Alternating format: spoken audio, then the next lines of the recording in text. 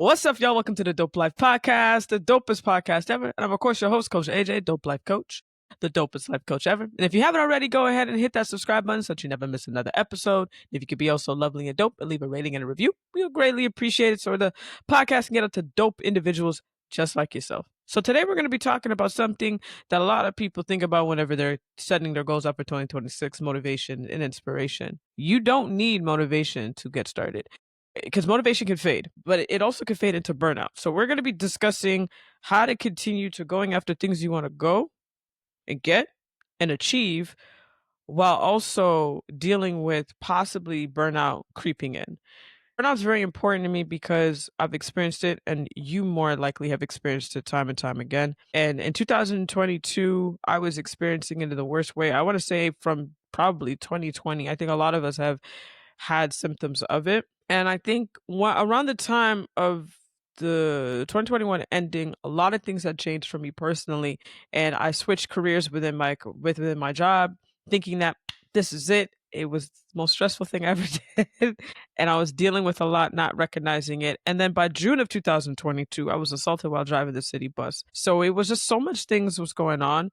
I got diagnosed with PTSD, anxiety, and depression. A lot of things were happening in the midst of that. And I went through a crash burn of burnout, like a crash and burn. The topic is so important to me. And the more research I do, the more I'm finding of how common it is. And I'm more of a proactive than reactive. So I will help you in many ways of how to be more proactive. It's gonna happen. You know, unfortunately burnout does happen, but let's work on and building a world where we can catch it a lot more sooner rather than later. So enough of that. Let's waste no time and let's get right into it.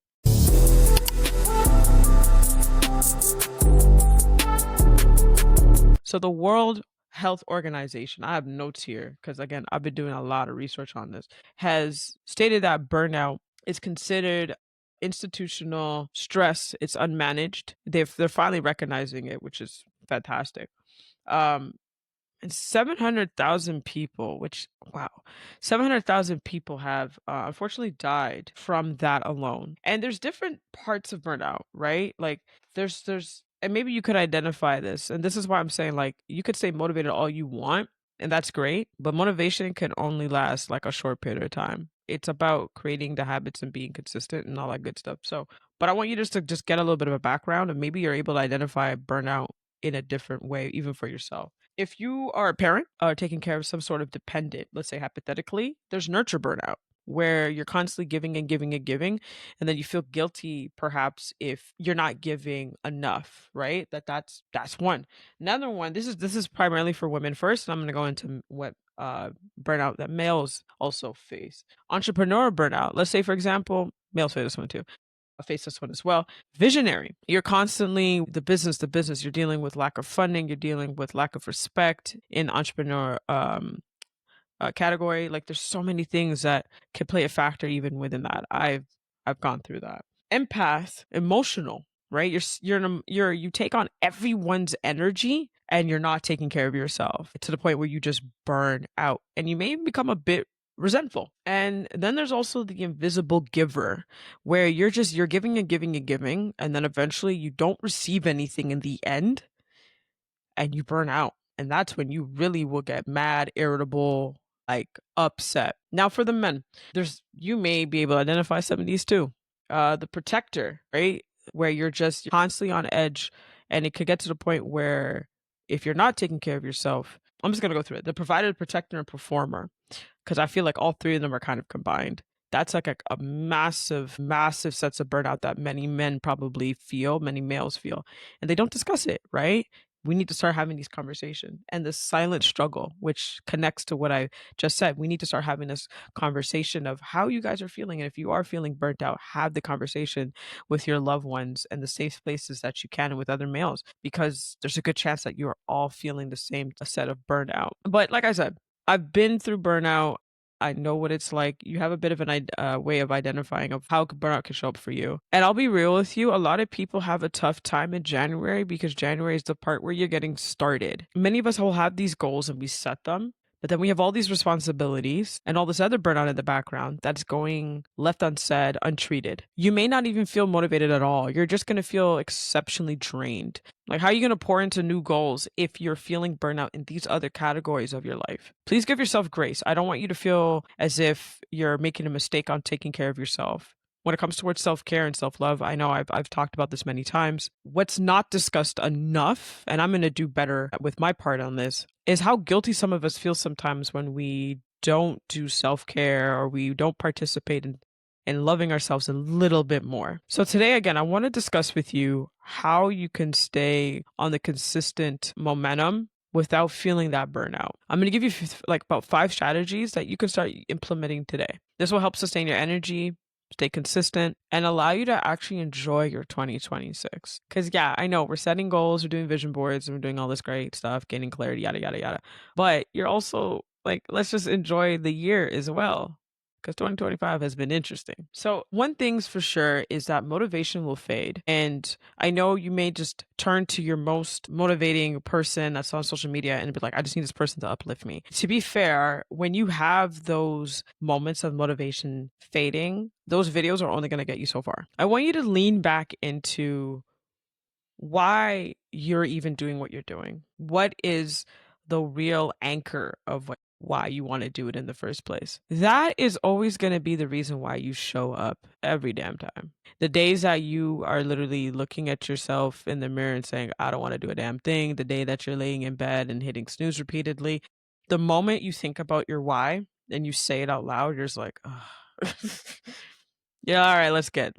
Let's get up. I remember when I first started my business, I had multiple whys. I'm not gonna lie to you. Until I had to really sit back and coach even myself as a coach, I just sat back and said, like, if I was my client, how would I answer this? And once I took a step back and realized what my big why was, it changed everything. I became a force to be reckoned with. And I'm still a force to be reckoned with, to be honest. And we think about our purpose, right? Do you know your purpose is literally your why? Once you get to know what your why is, your purpose aligns like that. And 9 times out of 10, your purpose is aligned with your values, how you carry yourself, who you interact with, the connections you have, your environment. All of those things are made up of your purpose. So I want you to take a step back. And again, trust me, you may have to rewrite your why multiple times, but I want you to write out what your why is right now. And keep asking yourself, why is that my why? Because even by you constantly asking yourself, why is that your why? It'll break down to your main seed, your really big why. And that will pull you out of those dark moments where you're like, I don't want to do a damn thing. It will get you to where you need to be. Next step, you want to break down your goals. So I'll give you an idea of how I do it. So I always have a series of goals that I want to hit for the quarter. I have one main goal for the year and a series of goals of how I'm going to get there. And that's my strategy of how I'm going to get to that one main goal for that year. And typically how I do it is, and I've done it this year, and it made such a difference because sometimes we forget that the small steps have heavy weight to it. So you're going to take your main goal is X.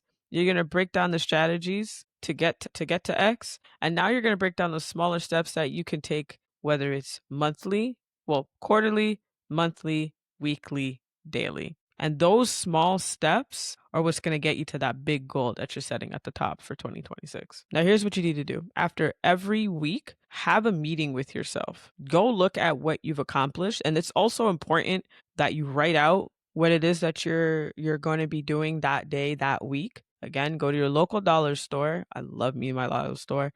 Get a brand new daily planner. I already got mine like 4 months ago. Get a brand new daily planner and start writing down when you accomplish things and the things you do. Even if you have the 4 things that you're supposed to do today and you did an extra 5th, write it down. Because when you set up your week for the following week, you can now add that in. Like, maybe this is a weekly thing I need to do. And how you can go over that is just you have a meeting with yourself every week. Every week, particularly let's say whatever Sunday your Sunday lands on, no matter what, if you have, let's say Wednesday, Thursday off, so then Thursday, you're going to be having this meeting with yourself. You're going to go over what works, what didn't work, and what can you do better, and what did you achieve, and how can you celebrate what you achieved. These are just ways that you can hold yourself accountable, and these are the steps that's going to get you to that main goal for 2026. You build momentum through routine. Routine is your best friend.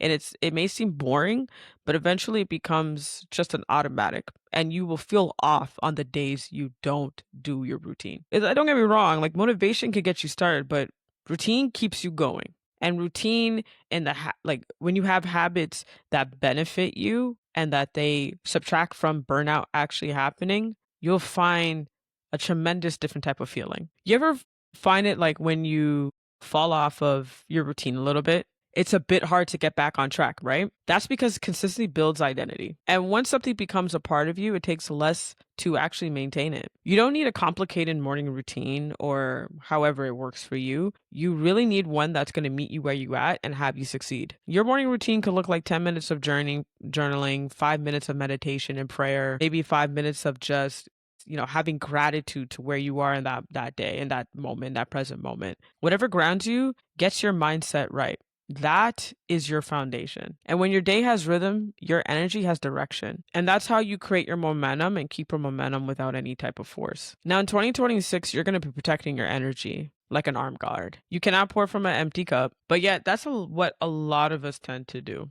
Now, I don't want you to feel bad about the fact that you're doing that. You've been doing the best you can in the present moment in the season you're in. But this is probably where you felt a bit burnout. You're tired, but you keep pushing. You're irritable, and then you're snapping at a lot of the people that you love and care about. You're busy, but are you actually productive? If this sounds a little bit familiar, I want you to listen to me clearly. Rest is not a reward. It's a requirement. It's necessary. It's a prescription before the actual prescription that your doctor could write for you. And here's a couple of ways on how you're going to protect your energy. And I want you to write this one down.